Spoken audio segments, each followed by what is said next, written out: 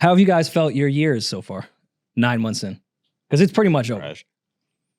This is 2024 is coming to an end. Mm-hmm. Once you hit September, it's over. Kids already back in school.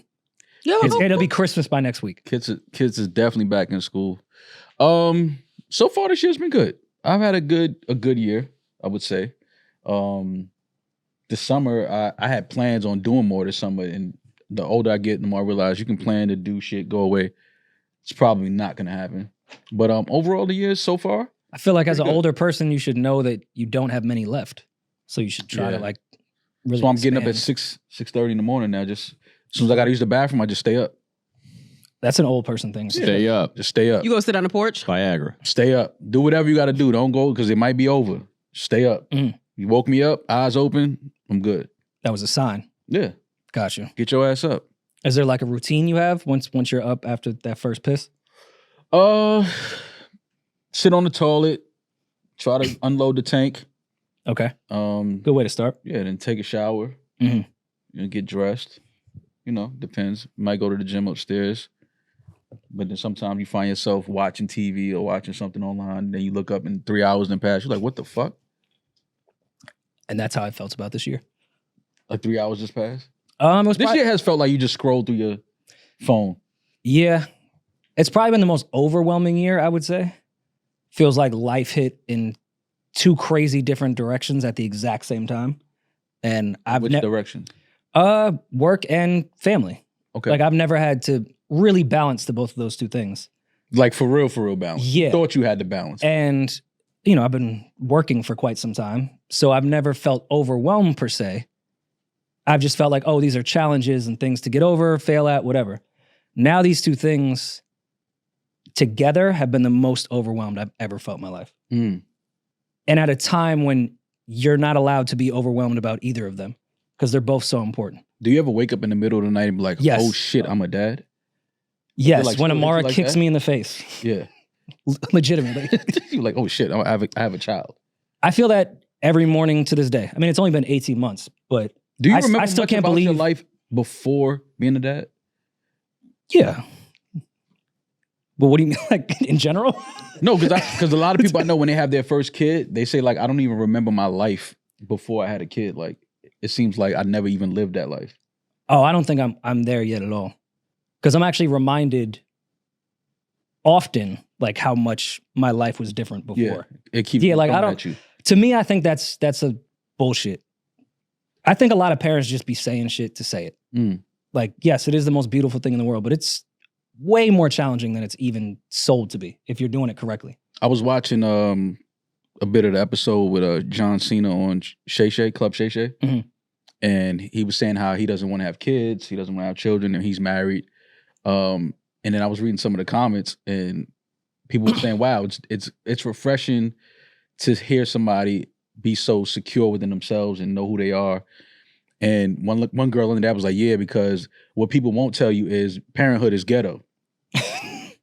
like, and then people were under her agreeing like, you would have to have kids to understand. Like, yes, we love our kids, But yeah, shit is a but lot. it's like it's overrated. Like, if you don't, like, it takes a certain type of person to understand. Like, because John Cena was saying like, not that he's selfish, but he knows what it would require of him Mhm. to raise a healthy family, be a great dad. And he's saying he doesn't think that he has that in him to dedicate to that. Everything around you will be compromised. Right. And I don't think people ever really speak about that entire part. Mm-hmm. There's a million think pieces of how you can be the working mom and still have kids and be the exec and still have kids. Cool. But no one ever says everything around you will be compromised, Mhm. including yourself. Mm-hmm. On the way to the airport in Detroit, put my bag in the back and the Uber driver says, "Oh shit, Rory." I'm like, all right, cool. It's the morning. I'm not a great small talker. Mhm. Start the small talk. And I'm like, yeah, headed to Chicago. And, back and forth about small talk shit. I'm like, yeah, no, I have my girl and kid and my mom coming to Chicago. Mm-hmm. And then he gave me the deepest 9 a.m. conversation I've had in quite some time. When you hear things from people you know, but it doesn't really resonate until it's from someone you don't know? Mm-hmm. He was like, I was a truck driver before this. I missed 10 years of my kid's life. Mm. I was home, don't get me wrong, but Right. I quit that shit to do Uber, because I realized I missed 10 years because I was just on the road. He's like, you're doing it right. I was like, I don't know, man. I don't know if I'm doing it correctly. What do you mean you don't know if you're doing it correctly? I don't know if dragging your family on the road with you is the correct way. Because to me, which we talked, I think, almost a year ago, I forgot who we were talking to. It was on some podcast. And they were asking, oh, how have you figured out how to balance shit? It's like, oh, I have Amara with me everywhere. She goes to the studio. She comes with me on the road. She goes to shows. Like, she's just with me. I thought that was the way. I'm not quite sure if that's the way yet. The Detroit Uber driver made me feel a little better about it, but just because you're there doesn't mean you're present. Right. So that's something I've been dealing with the past few months. Like, I'm here every day. Right. Don't get it twisted, but some days I'm not present at work. Mentally. Because of that. But then sometimes I'm not present at home because of work. Right. And I know everyone goes through this. I'm just trying to give a comparable moment. Right. It's been an amazing year, but I cannot believe it's already September. Yeah. Like, that blew my fucking mind. No, time, again, I think the older we get, we get entrenched in schedules, work, and trying to balance family and career and things like that. And time just becomes something that, it's like tomorrow I got this. Everything becomes so compartmentalized to where it doesn't even feel like days anymore. It's just like, I got to do this week. And then you look up, it's like, okay, that's a month gone. Yeah. You know what I mean? And then you do that 3 more times.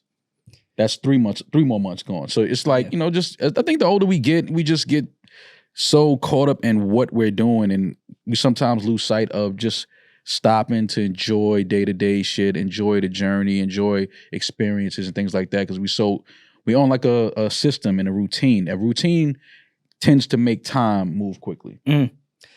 Yeah, and even just like the decision making of this year, I feel like something will suffer based off every decision that I do make throughout the year. In like totality. Like, if I take this time where podcasting is, because I think we're in the most crucial fucking moment we've ever been in right now, because the market is different for everybody. Everything is shifting. We have to be so on it every single day because it's not the podcast boom anymore. Shifts are happening. We have to pay attention to those. Ad dollars are drying up. We have to figure out how to pivot there. Every day matters. But it's also the beginning of my child's life. Right. So yeah, it's been a fucking weird year. And just balancing those two things. Because every decision, if I just lock in and focus on work and just be like not a bad dad, but like a halfway, I'm home at night, and then dad goes to work in the morning, and then dad comes home at night, dad will be there on the weekend. Am I gonna have to pick up the pieces later on because of that? If I just lock in on work now. Right. Because it's so important. But then if I just go and be the family guy, will this suffer over here? So you feel like you may eventually something's gonna come around. You be like, oh shit, I missed that. Yeah, on both ends, and of course, family is more important no matter what. But I'm still a man that needs to provide. Right. So I don't know. I'm kind of rambling, but when I saw September, I was like, oh, okay. No, the year's almost over. 3 more months. Yo, getting out of that fucking that van at the Detroit airport, I was on that plane like... It hit you? Fuck. Yeah. That Uber driver just read my soul. Yeah, it hit you. Absolutely. I get it, though. I understand. But I enjoy it, though, man. I enjoy, just time and, I like looking back at what we accomplished throughout the first 9 months of the year. But I just think that the older we get, man, I just think time is just like, how you say time is a construct? It is. I think we realize that the older we get, like the more that becomes evident and clear, like it really is just a construct. Yeah, and sorry to sound like the parent that always says "but" to people that don't have kids. I have time. Time is actually not a construct because I have her time. So mine is whatever, but I have a whole other person's time that I'm responsible for. Right. And to make sure that's fulfilled. So I feel did I kill the vibe? Go ahead. I feel like if you know, because that's the kind of episode that we're having today. I feel like, and this is from me knowing you as your friend, so this is not advice I would give to everybody. I feel like that you do give Amara. I feel like you're hard on yourself as a parent.